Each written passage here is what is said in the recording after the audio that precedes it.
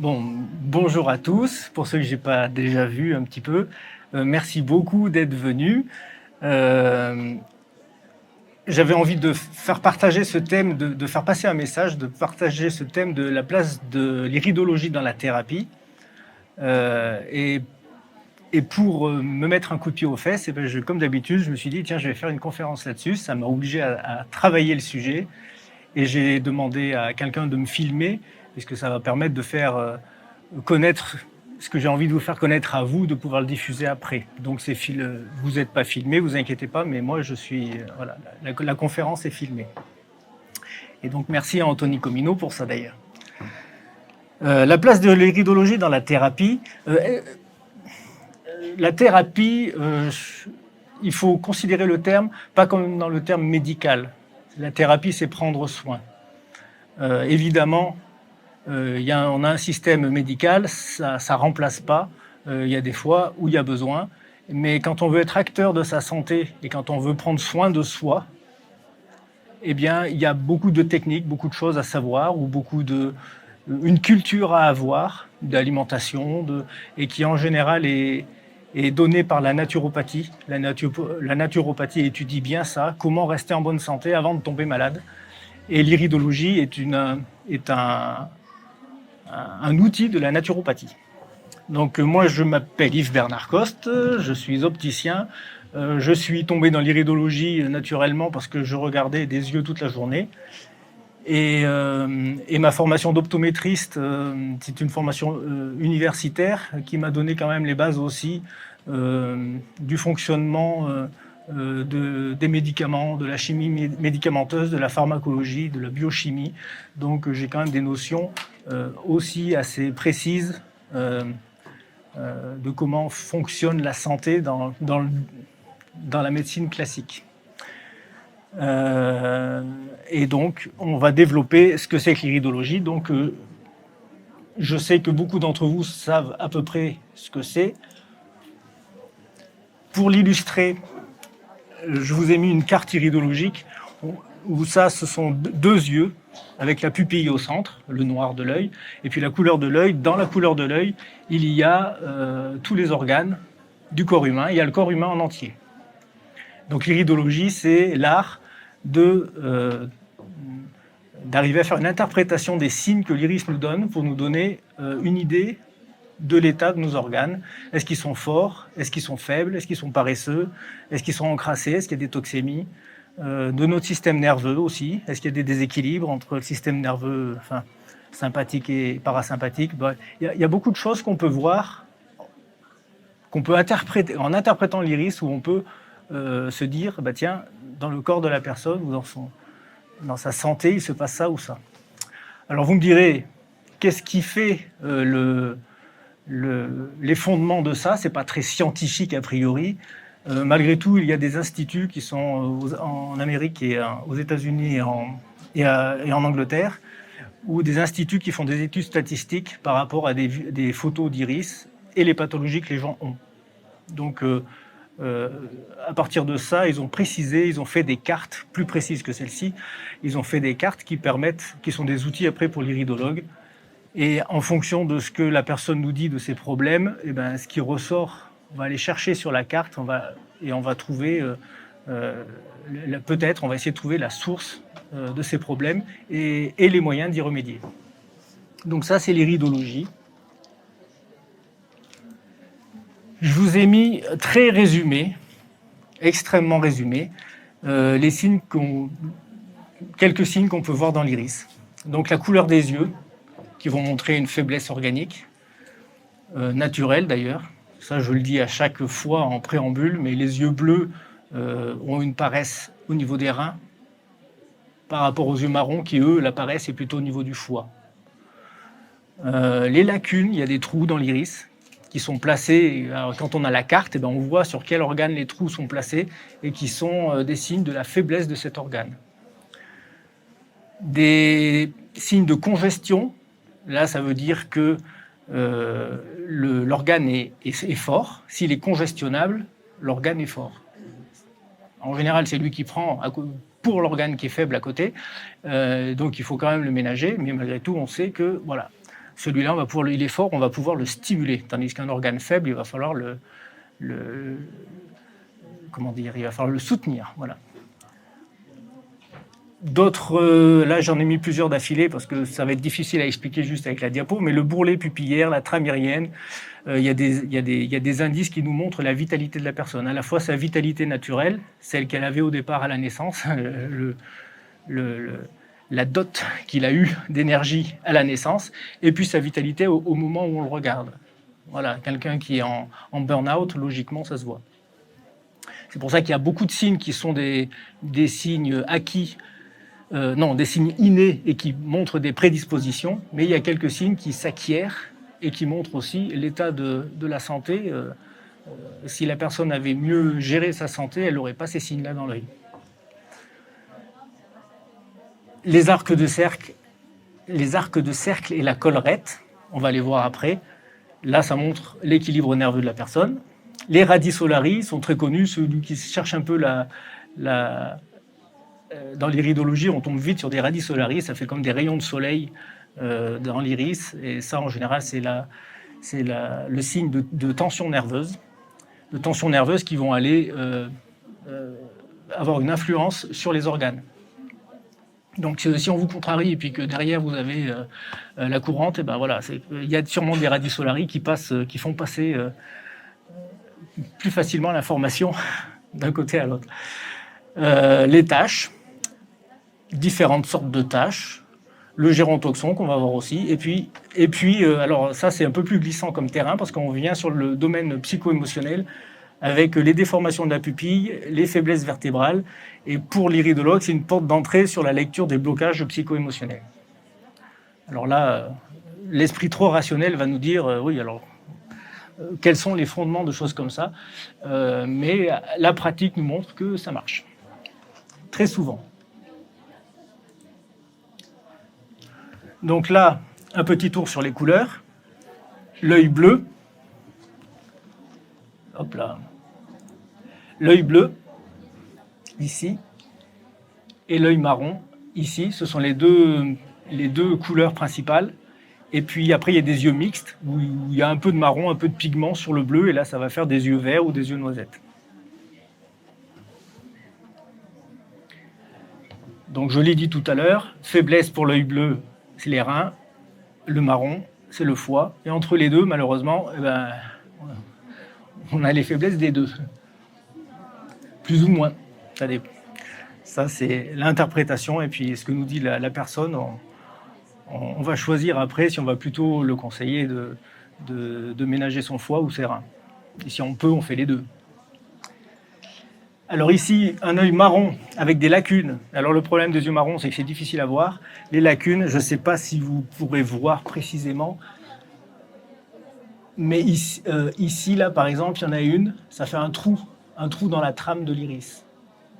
Si je reviens en arrière, les fibres sont très fines, très serrées, la plupart du temps. Et dans cet œil-là, il y a des trous. D'ailleurs, je crois que c'est le mien. Ah ouais, c'est très dur de se regarder son œil soi-même. Et là, donc, on a une faiblesse sur un organe. Alors, l'organe, on va chercher sur la carte que vous avez au début, quel est cet organe qui est faible. Au moins, on le sait. On va pouvoir gérer. La congestion, là, on a un œil avec beaucoup de fibres de congestion. Toutes ces fibres qui sont très blanches, ou les zones où c'est un peu cotonneux, où c'est très blanc, et ben, ça tombe sur des endroits de congestion. Et les yeux qui sont très congestionnés comme ça, ça veut dire vraiment, là c'est un œil de quelqu'un qui a une grande énergie vitale et qui peut en profiter, et puis qui en profite, et ça, il ne tombera pas facilement malade. Les organes vont encaisser, se congestionner, mais ils vont encaisser, ils sont forts. Ça c'est typiquement quelqu'un qu'on peut stimuler avec de la phytothérapie, stimuler avec des choses qui vont lui permettre de se détoxifier, mais avec la méthode dure. Parce qu'il a l'énergie. Le bourrelet pupillaire, la trame irienne, l'angle de Fuchs. Alors là, il y a beaucoup de choses à expliquer, je vais quand même faire vite. Mais le bourrelet pupillaire, on le voit pas sur ces photos-là, quasiment pas. C'est un petit bourrelet marron qui fait le tour de la pupille. On le voit mieux sur l'œil bleu. Mais s'il est bien présent, ça veut dire qu'on a toute notre énergie. S'il n'y en a plus, en général, c'est sur les personnes âgées, ça veut dire qu'on a épuisé son énergie. Donc savoir où on en est dans son espérance de vie, malheureusement, ça peut se voir un peu comme ça. Alors en sachant aussi que j'ai vu des gens qui faisaient des marathons et qui étaient jeunes, en pleine forme, enfin jeunes, une cinquantaine d'années, en pleine forme, et qui n'avaient quasiment plus de bourrelets pupillaires, et ben on se dit peut-être qu'ils ont un peu trop forcé. Vous voyez, le sport un peu, mais pas trop. Et puis la trame irienne, alors on voit qu'il y a des gens qui ont des trames avec les fibres très serrées, très denses, et puis d'autres, comme sur l'œil à côté, je ne sais, moi avec le contre-jour là je vois pas bien, j'espère que vous voyez, mais il y a beaucoup de, c'est très torturé, il y a beaucoup de trous, les fibres ne sont pas serrées, et ça c'est quelqu'un qui au départ, dès le départ, n'a pas une énergie vitale extraordinaire, et c'est quelqu'un qui pour aller loin, il va falloir lui conseiller de se ménager, de se reposer, de faire la sieste, voilà, de pas trop tirer sur la corde. Il aura pas, s'il tombe malade, il aura moins l'énergie de se soigner. Donc là, lui, il faut qu'il prenne soin de lui plus que l'autre. Ça n'empêche pas que souvent ceux qui sont solides font des excès qui les rendent malades plutôt que ceux qui sont moins solides et qui font attention. Voyez. Mais en tout cas, avec l'iridologie, ça peut être en connaissance de cause.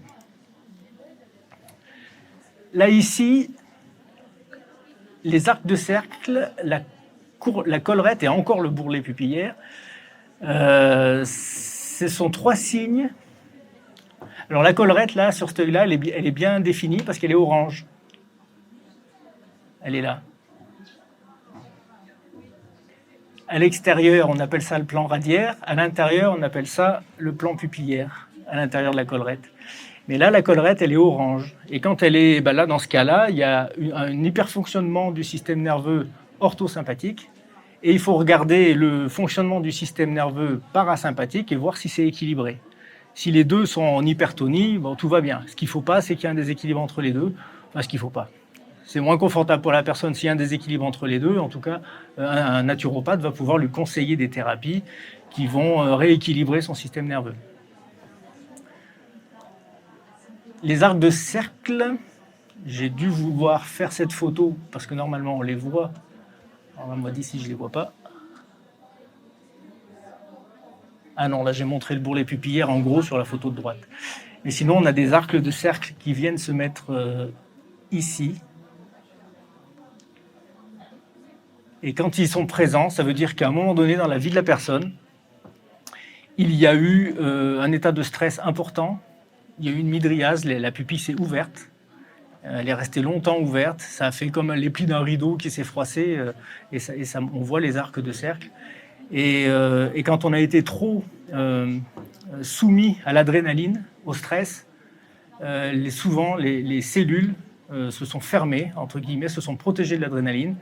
Et il y a une imperméabilité de la membrane cellulaire qui empêche les nutriments de venir la nourrir pour qu'elle fonctionne correctement. Donc là, c'est chez ces gens-là où il y a eu beaucoup de stress, il y a souvent beaucoup de carences. Voilà. Donc là, il y a des exercices aussi de respiration en particulier qui permettent de réinformer ou de rééduquer la membrane pour qu'elle redevienne perméable. J'ai l'exemple d'un praticien qui me disait que sur une cliente qui avait des carences en fer, eh bien, il a résolu sa carence en fer avec des exercices respiratoires sur ce principe-là.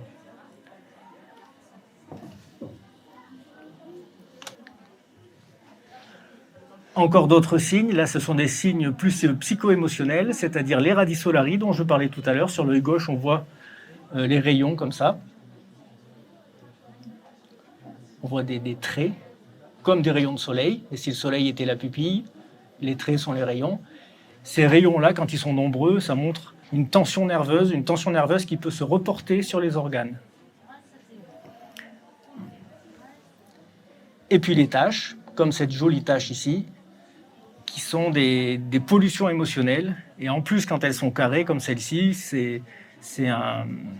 classiquement, on dit que c'est un signe de pollution émotionnelle, mais de jalousie. Voilà, la personne va avoir un problème de jalousie d'une manière ou d'une autre. Moi, je ne suis pas sûr. Je pense plutôt à la pollution émotionnelle. Et peut-être que la jalousie ressort souvent quand on parle d'émotion, mais c'est surtout une pollution émotionnelle. Une pollution émotionnelle qui va... Alors là, c'est intéressant de s'arrêter 30 secondes là-dessus, parce que la pollution émotionnelle, elle peut être due à un traumatisme psychologique inconscient, et elle peut être due à la généalogie, c'est-à-dire aux parents avant, ou à des choses qui sont dans l'inconscient, enfin qui sont inconscientes. S'il y a un secret de famille, ce secret de famille, pour celui qui en avait connaissance, ça a changé son comportement forcément d'une manière subtile, et ce changement de comportement va avoir une influence sur sa descendance, qui aura une influence sur sa descendance, etc. Vous voyez, donc si c'est pas résolu, si ce secret de famille n'est pas mis au jour, ou si c'est pas résolu, eh bien les gens vont développer des maladies psychosomatiques sans se rendre compte d'où ça peut venir, sans savoir pourquoi, même si dans leur vie à eux, finalement, ils n'arrivent pas à trouver quelque chose de vraiment significatif. Cela dit, bien souvent, c'est quand même dans sa vie à soi, et c'est ce qu'on a fait dans sa vie qui fait la pollution émotionnelle. Mais ce signe-là, comme il est...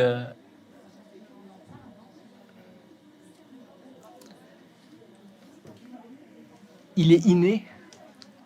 Voilà, dans ma grille de lecture, je vois plutôt une pollution émotionnelle qui vient de la généalogie. Et puis des taches orangées, comme on a là sur l'œil gauche. Je ne sais pas si vous les voyez bien. Ou alors, là, très important, parce que ça se voit à l'œil nu, vous pouvez regarder autour de vous, le cercle blanc autour de l'œil. Ça, c'est détoxémie, c'est passé dans le sang.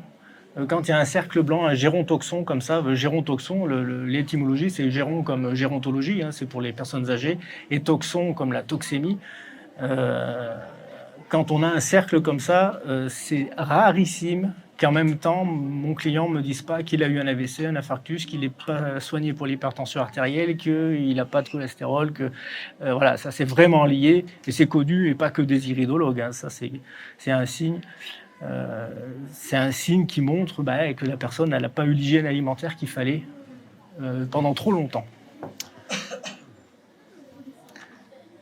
Donc une fois qu'on a connaissance des toxémies, de type de toxémie, on peut donner des conseils, surtout si on est médecin ou naturopathe. Alors là, on va rentrer, je vous ai donné un petit peu rapidement comment ça fonctionne l'iridologie. Et maintenant, on va rentrer un peu plus dans le message que je voulais faire passer. C'est que finalement, j'ai séparé deux types de maladies. Les maladies d'encrassement par l'alimentation, souvent, mais ça peut être des intoxications diverses et variées, même par la chimie médicamenteuse ou par la pollution ou par plein de choses. Et les maladies psychosomatiques, dont j'ai déjà parlé un petit peu.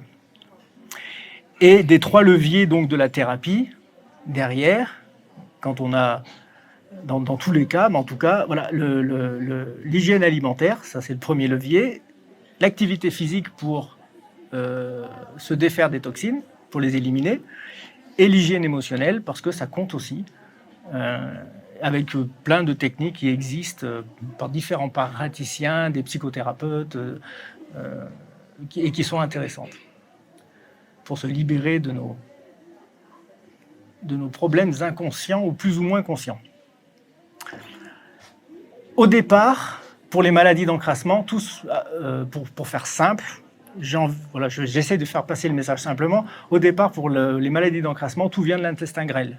L'intestin grêle, c'est la douane qui dit toi, tu peux passer dans le sang parce que tu es un bon nutriment, toi, tu es un déchet, donc tu dois être éliminé.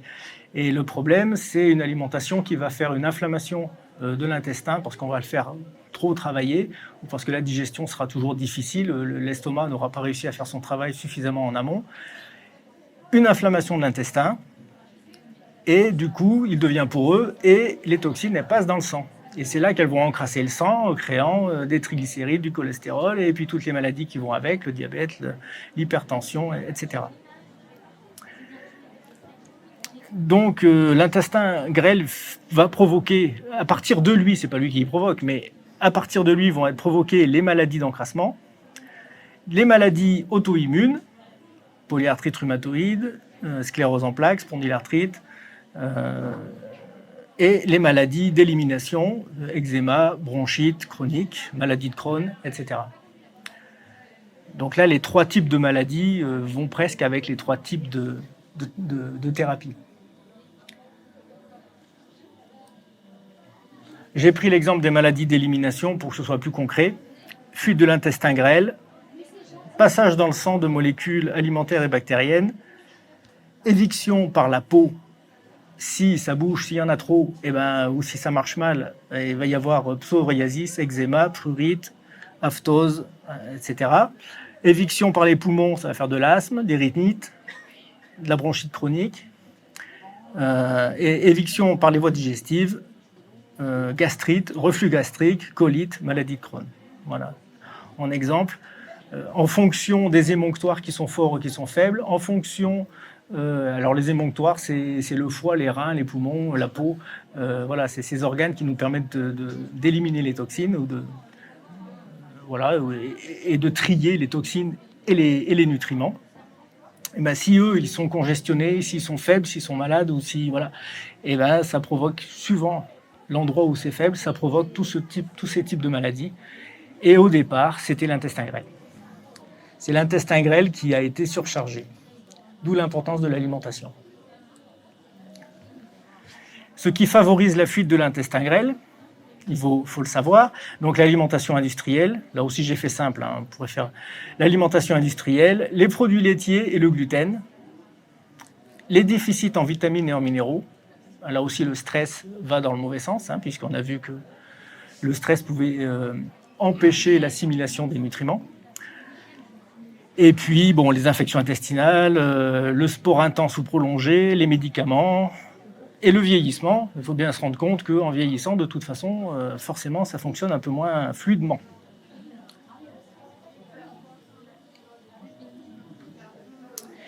Et alors là, j'ai mis un petit panneau avec une voiture qui glisse, parce que c'est là où c'est rationnellement un peu plus glissant.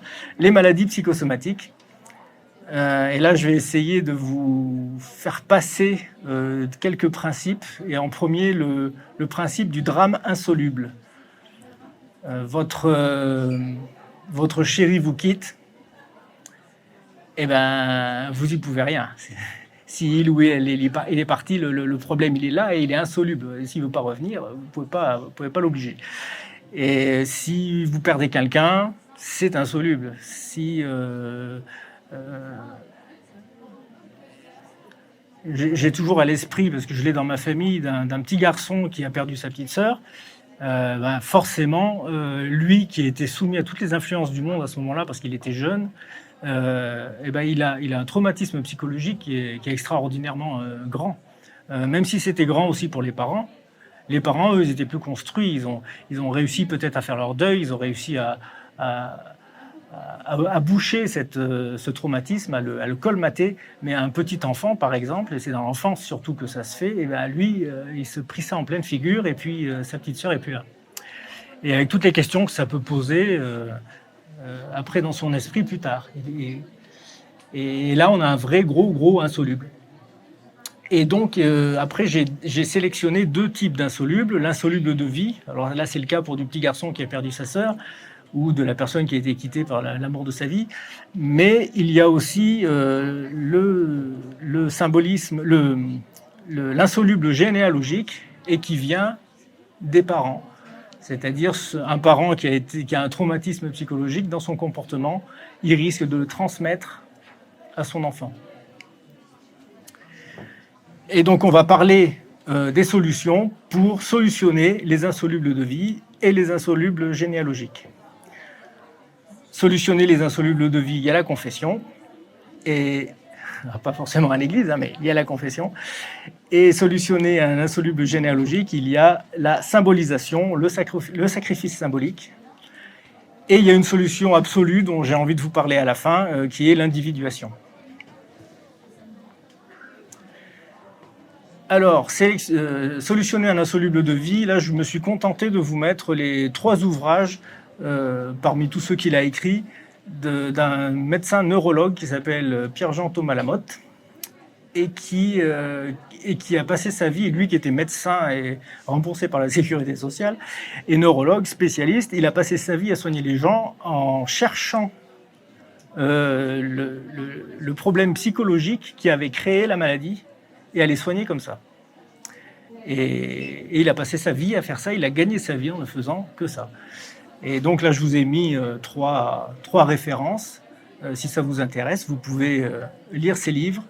Mais c'est pour dire que la confession, parce que c'était sa méthode, c'est-à-dire que comme il avait beaucoup d'expérience, il savait que si on avait mal à l'épaule ou à la hanche ou à tel endroit, ça venait d'une relation avec le père, la mère, la sœur, ou je ne sais pas, enfin, c'est extrêmement vaste. Et il allait poser la question par rapport, par exemple, au père. Et puis il insistait, ou il insiste toujours, mais bon, je pense qu'il ne doit plus beaucoup pratiquer maintenant, mais il insistait pour avoir la réponse. Et puis la personne finissait par craquer et la dire en pleurant, mais c'est pas quelque chose qu'elle aurait dite si lui, il n'avait pas mis le doigt dessus et attendu qu'elle y aille. Vous voyez, on ne veut pas le dire, on le garde pour soi et du coup, on se soigne pas. Et à partir du moment où il y a la confession, que la personne pleure, là, il savait qu'il avait gagné, que derrière, la maladie, elle disparaîtrait. Et comme il dit, j'ai vu des cancéreux 15 ans après, je pense vraiment que je les ai soignés parce qu'ils sont toujours là. Et là, c'était une véritable guérison. Et là, ça nous amène aussi à l'idée que quand c'est une maladie d'encrassement, ça ne peut être qu'une rémission, et que parfois, quand vous êtes guéri de manière miraculeuse, j'ai été voir un psy, ou j'ai été voir un rebouteux, ou j'ai été voir, et il a fait quelque chose, et ma maladie, d'un coup, elle a disparu. Ça, on a des exemples, on entend les gens le dire, on a des exemples, c'est fréquent. Et d'un coup, ça disparaît. Il y a une vraie guérison, c'est parce que c'était un problème inconscient. Oui.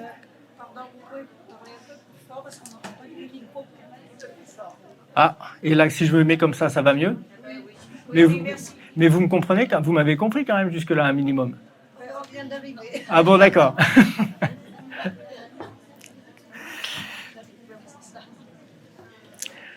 Donc, la guérison, on pourrait dire de manière binaire, même si c'est sûrement plus nuancé que ça, mais la guérison intervient quand c'est un problème psychologique inconscient, qui vient de l'inconscient, une psychosomatisation.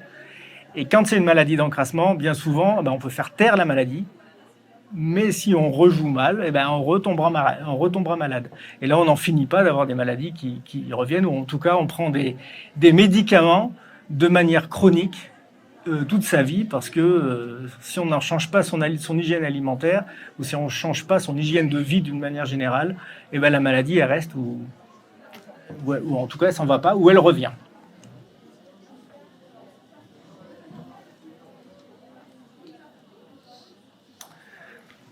Concernant les insolubles généalogiques, alors là, je vous ai mis une autre référence, c'est Mon corps généalogique de Elisabeth Horowitz, où elle passe sa vie, sa pratique de psychothérapeute, à chercher qu'est-ce qui, dans la famille, dans les ascendants, qu'est-ce qui a pu se passer et qui est venu troubler en fait la vie de son consultant, et qui vient créer des maladies psychosomatiques sans qu'il ait conscience du problème. Là encore, on obtiendra une guérison. Et là, souvent, le principe de la guérison, c'est le sacrifice symbolique. Quand on vous dit écrivez une lettre et puis jetez-la au feu, quelque part, on a fait un sacrifice symbolique. Et il y a beaucoup de praticiens holistiques qui proposent ce genre de soins. Et en fait, c'est un soin qui va concerner l'inconscient. Alors évidemment, si vous avez une maladie d'encrassement et que vous allez voir le rebouteux qui vous dit de faire ça, ça risque de ne pas marcher. Alors, donc on dit ça n'a pas marché pour moi. Oui, parce qu'il fallait bien cibler la maladie. Est-ce que c'était une maladie d'encrassement ou est-ce que c'était une psychosomatisation? Le genre de questions qu'elle peut poser, bon là je vous les ai mises. Votre symptôme ressemble-t-il à quelque chose qui est arrivé à l'un de vos parents ou grands-parents? Portez-vous le prénom d'un membre de la famille ayant été malade? Ça c'est intéressant, portez-vous le prénom, parce qu'on va en venir à la fin avec ma solution idéale, ce qui est l'individuation. Le processus, la maturation de l'âme, si on veut parler comme ça, va se faire à partir du moment de la naissance, où on est complètement soumis aux influences extérieures, et où petit à petit, on va grandir et s'individuer, devenir un individu avec une personnalité qui va être de moins en moins soumise aux influences extérieures, qui normalement ne devrait plus écouter les influenceurs de TikTok ou ne devrait plus vouloir être à la mode ou voilà. Donc on acquiert sa personnalité. Et malheureusement, quand il y a une ressemblance trop forte dans une généalogie entre le père et le fils, par exemple, ou la mère et la fille, même simplement dans le prénom, ça pollue cette individuation. Il y a toujours cette comparaison par rapport au père ou par rapport à la mère, et la personne a du mal à gagner en force finalement, à avancer sur son chemin de vie. Et il y a des maladies ou des problèmes de vie. Là, je vous ai mis Bruce Lee derrière en fond d'écran. Alors, c'est pas parce que j'aime bien les arts martiaux, mais c'est qu'il est mort à 32 ans et qu'il pratiquait les arts martiaux et qu'il a eu l'aura et la reconnaissance qu'on sait, et que son fils derrière a fait le même métier, pratiqué les mêmes arts martiaux, et il ne s'appelait pas Bruce, mais Brandon. Et là, il y avait un espèce d'indifférenciation entre le père et le fils, et lui, il est mort à 28 ans, voilà, à la trentaine, comme son père, et ça n'arrive pas souvent, autour de nous. Et là, sur quelqu'un de très connu, où il y avait une forte pression sur le fils, j'imagine, par rapport au père, eh bien, il y a eu ce problème qui, psychosomatiquement ou psychologiquement, vient de cette ressemblance entre le père et le fils, et de ce manque, de cette impossibilité qu'il a eue de s'individuer, de se séparer du père. Psychologiquement, on peut voir les choses comme ça. Donc le psychothérapeute, il va essayer de résoudre ce genre de problème avec des solutions qui vont être basées sur le sacrifice symbolique. Est-ce que je suis clair? Est-ce que vous avez des questions? Ou est-ce que c'est complètement lunaire ce que je vous dis? Ça va? On continue? Faut me dire, hein? C'est un échange.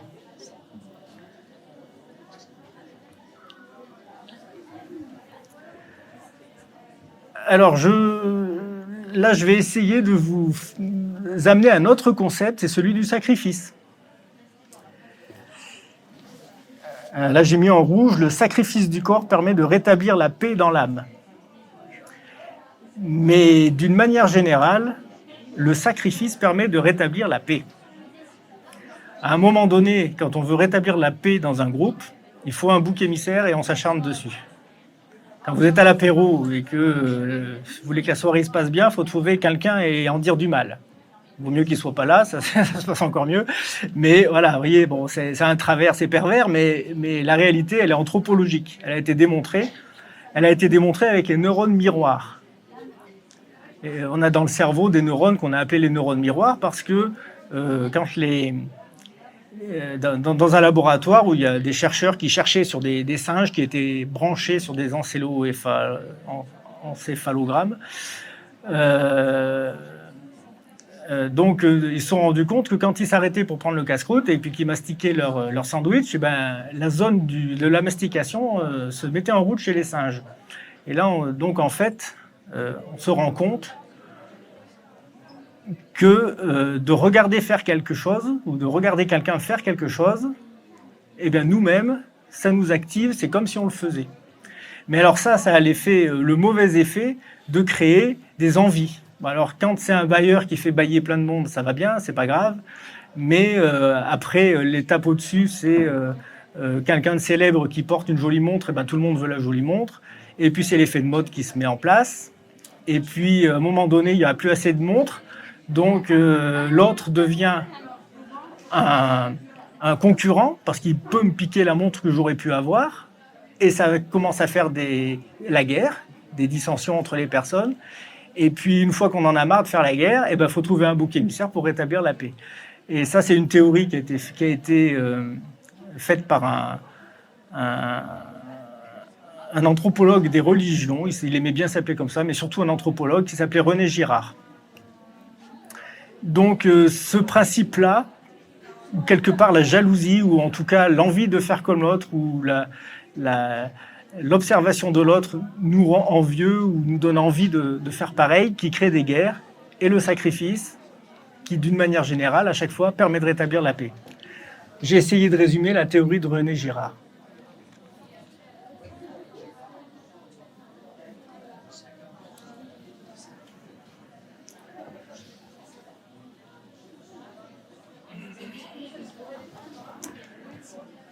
Voilà, donc, voilà, alors peut-être que j'aurais pas dû passer la diapo si vite. Ce que ça veut dire, c'est que le sacrifice symbolique marche là-dessus. C'est-à-dire qu'à un moment donné, pour rétablir la paix dans l'âme, il faut sacrifier quelque chose. Et autant maîtriser le sacrifice sur quelque chose de vraiment symbolique, de faire de mal à personne, et ça permet donc de résoudre un problème inconscient, parce que l'inconscient fonctionne, le langage de l'inconscient, c'est les symboles.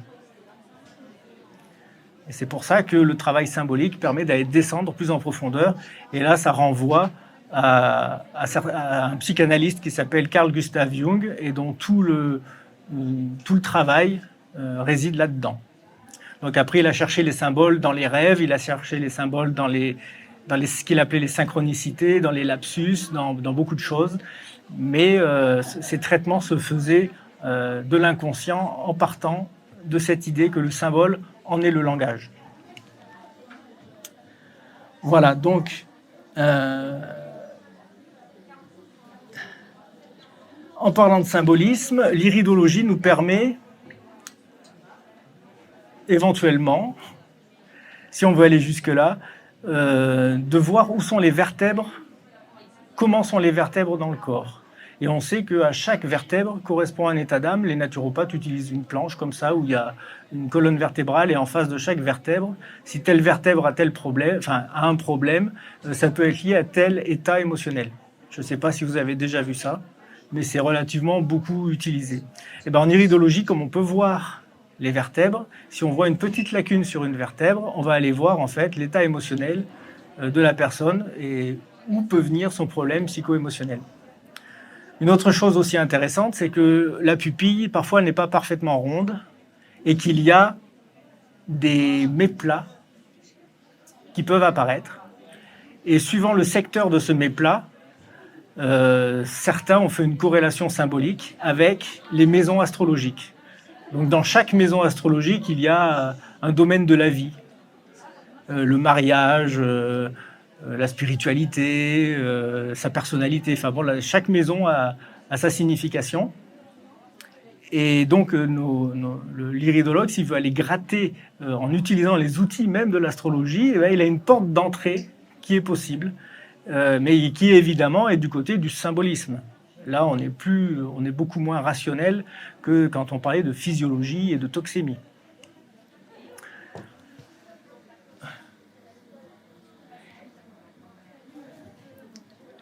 D'où l'aide de l'iridologie dans le choix de la thérapie et aussi du côté psycho-émotionnel. Voilà, ça c'était un des points que je voulais vous partager et essayer de vous faire comprendre qu'on pouvait aller jusque-là. Ensuite, il y a l'arme absolue pour résoudre nos insolubles et même la plupart de nos problèmes, c'est l'individuation au sens où Carl Gustav Jung l'employait. Donc l'individuation, je vous rappelle, c'est le fait de passer d'un petit enfant soumis aux influences extérieures à un adulte qui, lui, est complètement individué, qui est devenu un individu qui n'est plus soumis aux influences extérieures. Et sur ce chemin de l'individuation, qui est difficile et long, eh bien, il y a les maladies qui viennent nous guider. Et plutôt que d'utiliser la voie du sacrifice avec le sacrifice symbolique, les neurones miroirs peuvent nous permettre, en observant, en apprenant, nous permettre d'apprendre en fait. L'exemple, souvent quand un enfant regarde un petit frère regarde son grand frère faire un sport, s'il reste sur le banc de touche pendant un an à l'observer, l'année d'après quand il vient s'inscrire, eh bien, il est aussi bon que le grand frère, voire meilleur, parce que lui il a vu ce que voulait dire le coach ou le prof quand son grand frère faisait des erreurs. Et en fait ça c'est encore les neurones miroirs qui nous permettent ça. Donc l'intérêt de ce fonctionnement de l'humain et du cerveau humain avec ces neurones miroirs qui soit l'amène sur la voie du sacrifice par la jalousie et par l'envie d'avoir et la guerre, peut-être il y a une autre voie, toujours avec les neurones miroirs, qui est celle de la connaissance. Et la connaissance, la philosophie, on va dire, pour que ce soit plus concret pour tout le monde, la philosophie peut aider à une réflexion sur soi, un travail sur soi, et donc à faire notre processus d'individuation. Voilà. Donc là sur la vidéo, j'ai parlé des 4 piliers de Paracelse, avec astronomie, philosophie, alchimie, vertu. Quand on veut acquérir de la connaissance, au départ, on ne peut que croire les choses.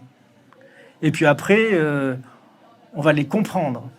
Et puis après, on va mélanger ce qu'on croyait et ce qu'on a compris ou ce qu'on a appris, et puis on va en faire l'expérience. Et puis une fois qu'on a fait cette expérience, et bien là, on a gagné quelque chose et on gagne en force, on gagne en vertu. Et quand on fait ce travail sur soi tout au long de sa vie, quand on fait cet effort, eh bien, on va résoudre soi-même ces insolubles généalogiques, ces insolubles de vie. On va arriver à transcender tout ça et peut-être à arriver même à maîtriser ses pulsions alimentaires, maîtriser ses pulsions sexuelles, à maîtriser beaucoup de choses par la raison. Et on devient raisonnable.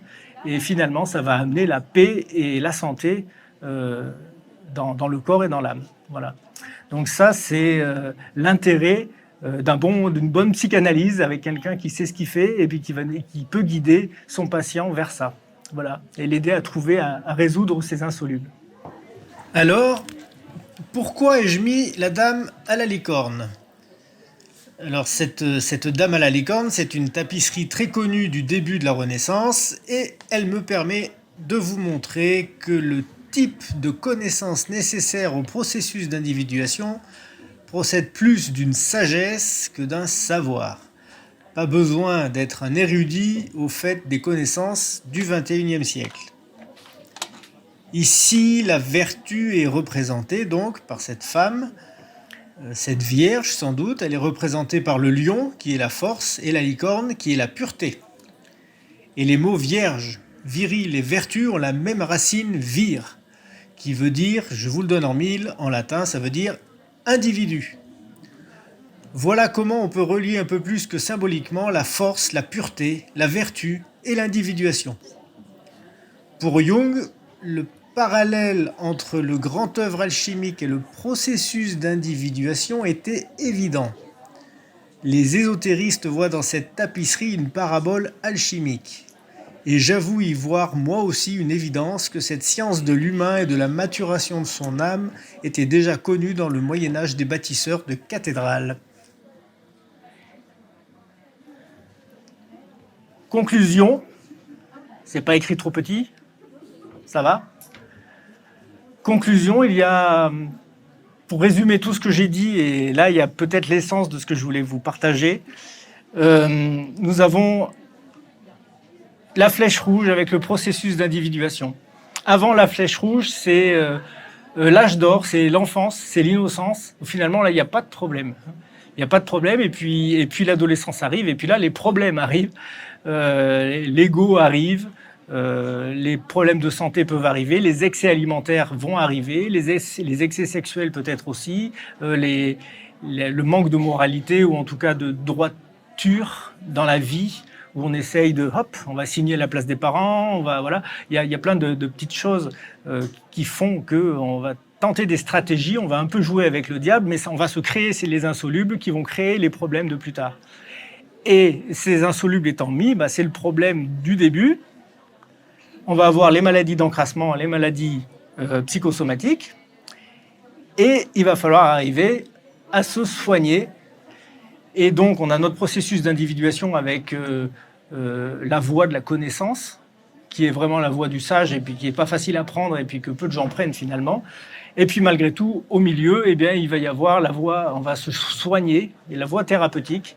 Et la lecture iridologique peut permettre de guider de nous guider sur cette voie.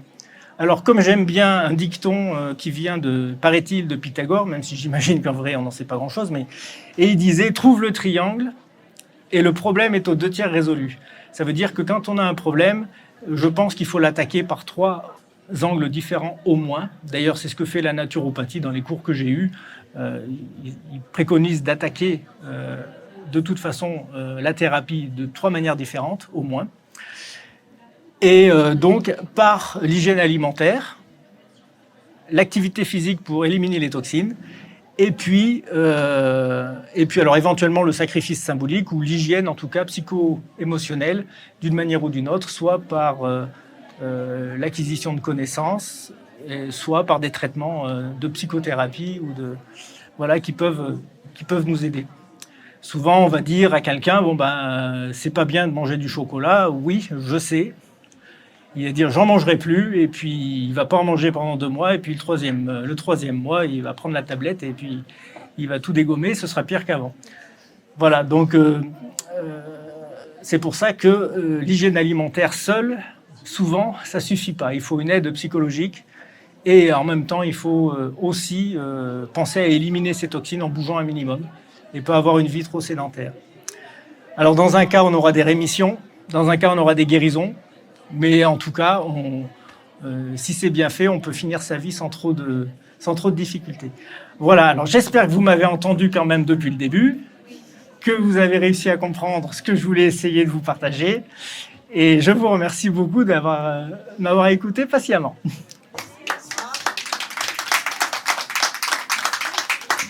Merci.